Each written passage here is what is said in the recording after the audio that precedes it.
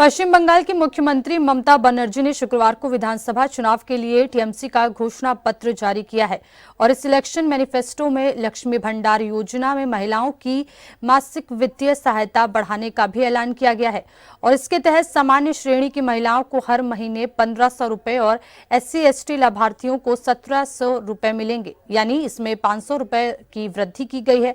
और इसके साथ ही बांग्लार युवा साथी योजना को जारी रखते हुए बेरोजगार युवाओं को प्रति माह 1500 रुपए की सहायता दी जाएगी।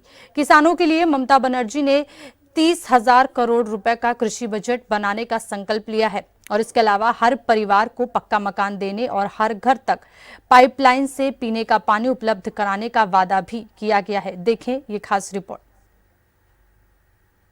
पश्चिम बंगाल की मुख्यमंत्री ममता बनर्जी ने शुक्रवार को विधानसभा चुनाव के लिए टीएमसी का घोषणा पत्र जारी किया। इस इलेक्शन मैनिफेस्टो में लक्ष्मी भंडार योजना में महिलाओं की मासिक वित्तीय सहायता बढ़ाने का ऐलान किया गया है। इसके तहत सामान्य श्रेणी की महिलाओं को हर महीने 1500 रुपए और SC/ST लाभार्थियों को 1700 रुपए मिलेंगे, यानी इसमें 500 रुपए की वृद्धि की गई है। इसके साथ ही बांग्लार युवा साथी योजना को जारी रखते हुए बेरोजगार युवाओं को हर महीने 1500 रुपए की सहायता दी जाएगी। किसानों के लिए ममता बनर्जी ने 30,000 करोड़ रुपए का कृषि बजट बनाने का संकल्प लिया है। इसके अलावा हर परिवार को पक्का मकान देने और हर घर तक पाइपलाइन से पीने का पानी उपलब्ध कराने का वादा भी किया गया है। घोषणा पत्र के मुताबिक स्वास्थ्य सेवाओं में द्वारे चिकित्सा शिविरों का आयोजन हर एक ब्लॉक और शहर में किया जाएगा।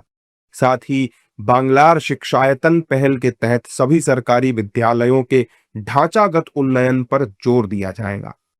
इसके अलावा वरिष्ठ नागरिकों के लिए वृद्धावस्था पेंशन का निर्बाध लाभ सुनिश्चित किया जाएगा।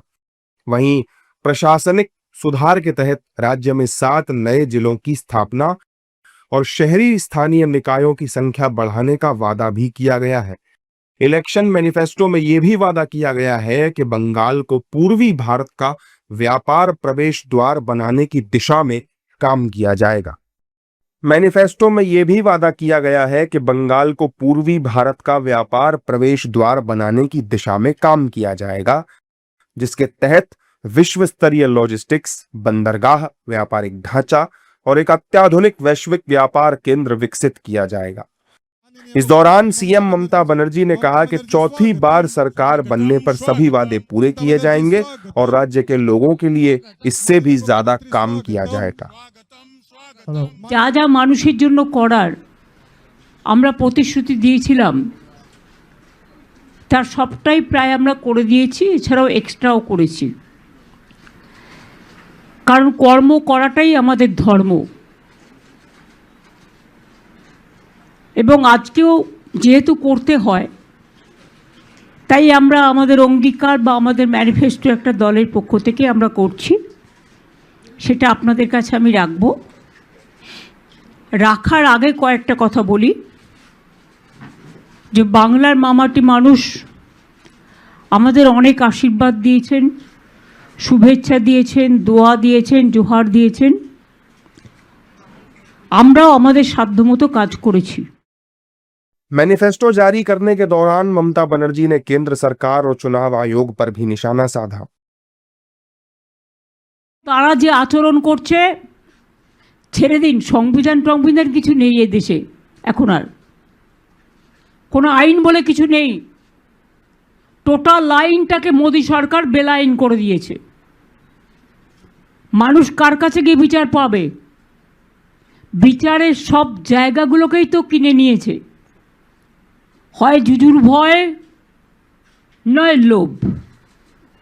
এই দুটো জিনিস দেশে কাজ করছে। কাজেই মোদির হাত থেকে দেশ উদ্ধার করা আমাদের প্রথম প্রায়োরিটি।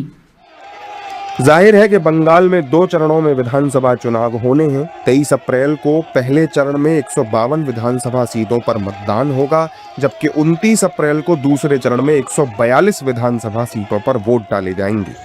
टीएमसी पहले ही 291 सीटों पर अपने कैंडिडेट्स घोषित कर चुकी है और अब अपना चुनावी घोषणा पत्र भी उसने जारी कर दिया है।